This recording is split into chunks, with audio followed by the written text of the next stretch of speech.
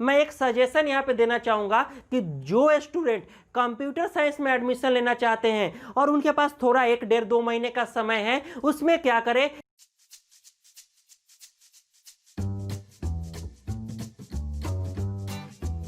वाह my dear students, आप मुझे दिल से ढूंढ रहे थे और मैं आपके सामने आ गया। मैं मिथिलेश सर आपको एजुकेशन जी में स्वागत करता हूं।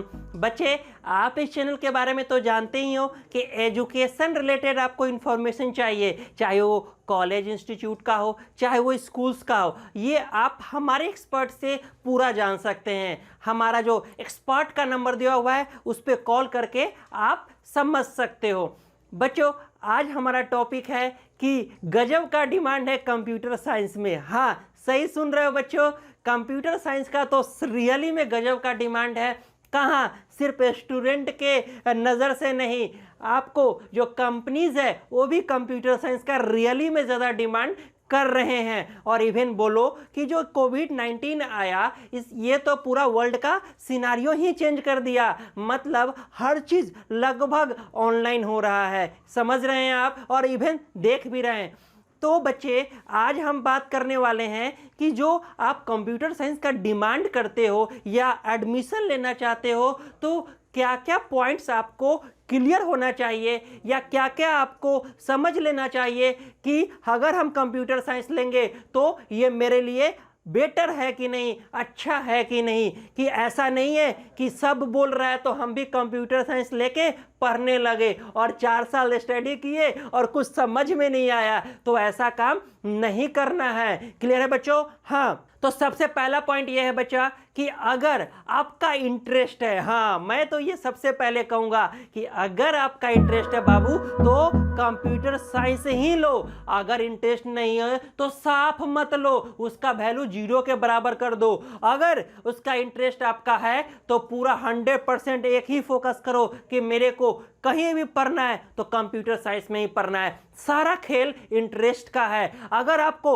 मजा आ रहा है, अगर आपको फीलिंग आ रहा है बाबू, तब जाके करना है। तो ये सब समझने के लिए क्या करो, रिसर्च करो, छोटे छोटे चीजों को समझो। जैसे कि अभी कंप्यूटर साइंस में क्या चल रहा है, कौन सा प्रोग्रामिंग लैंग्वेज का डिमांड ज़्यादा चल रहा है, क्या थोड़ा सा हम जाने हैं उससे काम चल जाएगा। ये सब आप क्या कर सकते हो, अभी अगर बैठे हो तो रिसर्च थोड़ा मोड़ा कर सकते हो, तब जाके एडमिशन लो। ये नहीं कि हमारे भैया बोल रहे हैं, भाभी बोल रही है तो हम एडमिशन ले लेना, ऐसा तो एकदम नहीं करना है। पहला मैंने बताया बिकॉज, क्योंकि आपको समझना है और आप अंदर से इस चीज को पूरा समझ सकते हो, आप ही समझ सकते हो। ठीक है बच्चे? और देखना है बच्चा, क्या आपका इंटरेस्ट कोडिंग में, हाँ जो प्रोग्रामिंग कोडिंग होता है उसमें थोड़ा सा इंटरेस्ट आपका है कि नहीं। हाँ, आप फ्यूचर में सीख तो जरूर लोगे, लेकिन आपका ये भी तो है कि कंप्यूटर पे लंबे समय तक बैठे हो तो क्या बोर तो नहीं हो जाते हो। क्योंकि जो कोडिंग का काम आएगा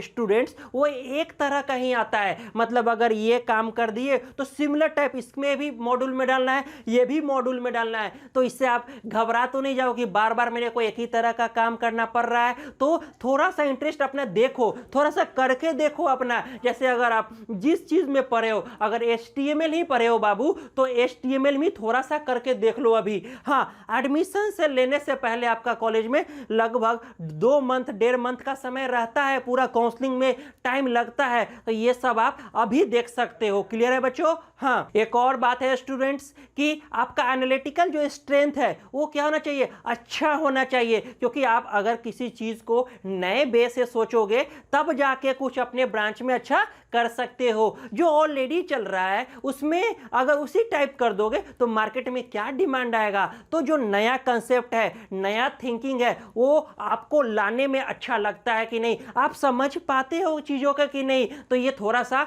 एनालाइज करोगे। क्योंकि ये आप अभी से करोगे तो ग्रो कर सकते हो, डेवलप कर सकते हो, लेकिन अगर अभी से आप नहीं करोगे तो कहां से डेवलप हो पाएगा। क्लियर है बच्चों? तो क्या करना है, थोड़ा एनालिटिकल स्ट्रेंथ को अपने आप को समझना है। क्लियर है? हाँ, उसके बाद जो मैथमेटिकल जो रीजनिंग होते हैं, जो स्टैटिस्टिक्स होते हैं, क्या वो आपको क्लियर पॉइंट समझ में आ रहा है? क्योंकि आप जानते हो कि कंप्यूटर साइंस में जो होता है वो डिस्क्रीट मैथमेटिक्स ज़्यादा यूज होता है, तो आपको ये सब चीज़ को समझते हुए चलना है। अब डाटा एनालिटिक्स कोई अगर कंप्यूटर साइंस में स्पेशलाइजेशन वो ले लिया बच्चा, तो उसको तो रीजनिंग का पता होना चाहिए, स्टैटिस्टिक्स का पता होना चाहिए।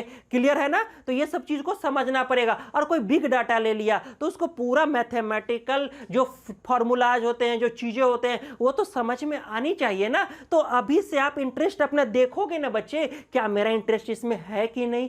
क्लियर समझ रहे होंगे आप मैं कहना क्या चाह रहा हूं। हाँ, अब एक और बात देख लेना है कि जो स्टूडेंट अगर स्टार्टिंग से थोड़ा बेसिक कंप्यूटर पढ़ते हुए आ रहा है, उनके लिए तो बड़ा अच्छा रहेगा। जैसे कोई 11th-12th में अगर वो आईटी टेक्नोलॉजी या किसी में जगह में होता है, इंफॉर्मेटिक्स साइंस भी होता है, तो वो अगर बेसिक करते हुए आ रहे हैं, जैसे HTML अगर करते हुए आ रहे हैं, C++ का बेसिक भी थोड़ा कर लिए, तो उनके लिए अच्छा है। हाँ, मैं एक सजेशन यहाँ पे देना चाहूँगा कि जो स्टूडेंट कंप्यूटर साइंस में एडमिशन लेना चाहते हैं और उनके पास थोड़ा 1-1.5-2 महीने का समय है, उसमें क्या करें, एटलीस्ट कम से कम C++ और जावा का बेसिक जो चीज़ होता है उसको आप कर ले, मतलब समझ ले उसको। बेसिक में बोल रहा हूं, हो जाएगा अगर ट्राई करोगे तो। बेसिक जो मान लेते कम से कम जो पैरामीटर्स है, जो उसका छोटा बेसिक चीजें हैं, उसको अगर आप सीख लोगे बाबू तो बहुत काम आएगा। समझ रहे हो? हाँ,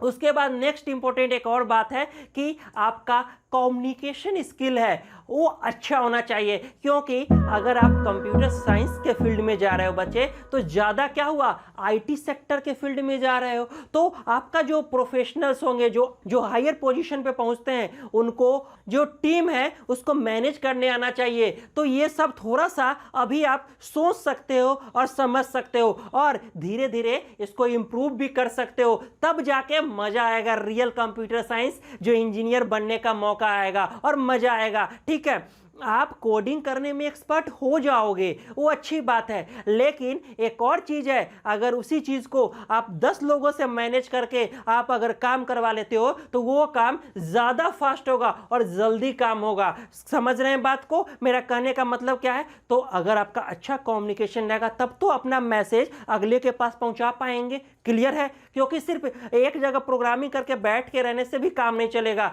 आपको कंपनी को ग्रो करवाना है, चारों तरफ से ग्रो करवाना है। अगर कोई नया प्रोजेक्ट लाना है तो आपको अपना प्रेजेंटेशन अच्छे जगह अच्छे तरीके से देना पड़ेगा। समझ रहे हैं? Bye, take care, see you again.